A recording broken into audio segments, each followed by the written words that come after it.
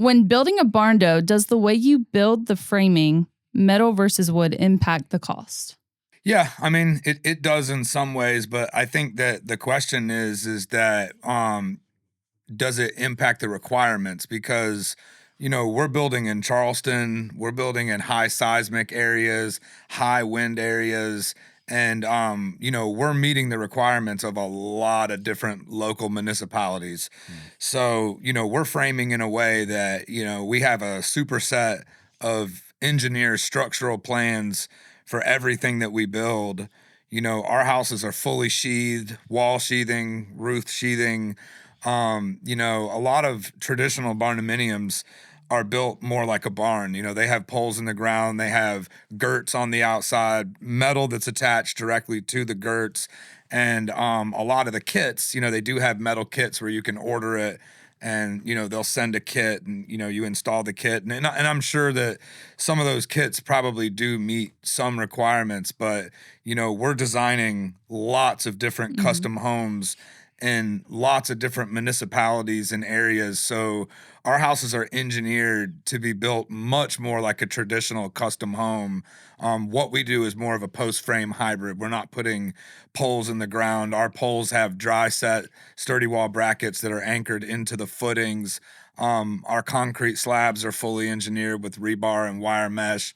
So, it probably does affect the cost, but it's also the demand and the requirements of where we build and what our standards are. Can you go a little bit deeper into that post-frame hybrid style and kind of what that means? Yeah, for sure. So a lot of barndominium builders put poles in the ground, which, it doesn't matter what kind of wood you use. I mean, when wood is in contact with dirt, it's eventually going to rot. So a lot of barndominium builders put the poles in the ground and then they come in and pour the slab after the poles are in the ground. And they put horizontal girts on the outside of the poles. And that's what they attach the metal siding to. And then they spray foam or they insulate directly, up against that siding.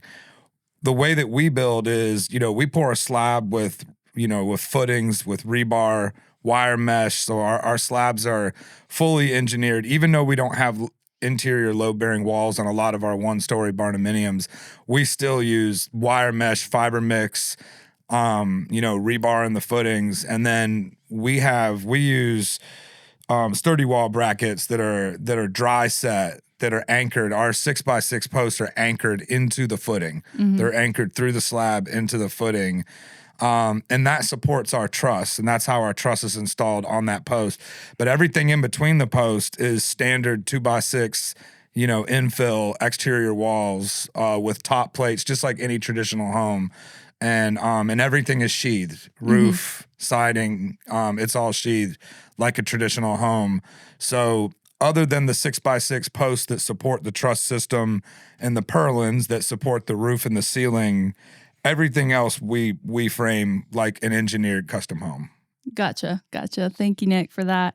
And Lance, I got a question for you next. So what areas are you guys building in? And do you work inside or outside of the Wilmington area? Okay, so Wilmington, North Carolina, kind of toward the coast. We're not out that far yet. One of the reasons we have build areas, so the first question is we're in North Carolina, South Carolina, Tennessee, and in Georgia now as of this year. We're going into Georgia on the South Carolina side.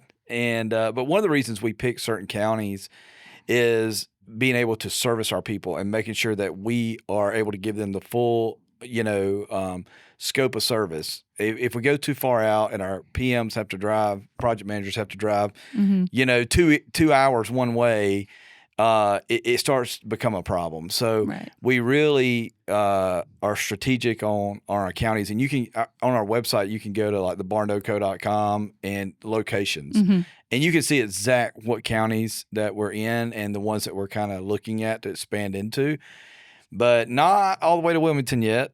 But we cover almost all. I would say, what do you think? 80-90% of North Carolina. We're 100% South Carolina now, except for a few down toward Georgia. But we try to get as expanse as we can and move into places as we can, and we stretch. I'm always going over to Nick's office and our guy Billy and saying, hey, can we stretch over into this county? Yeah. And it's kind of a running joke, but I try to get us as far out as we can and still provide, the service that we expect from ourselves for our customers.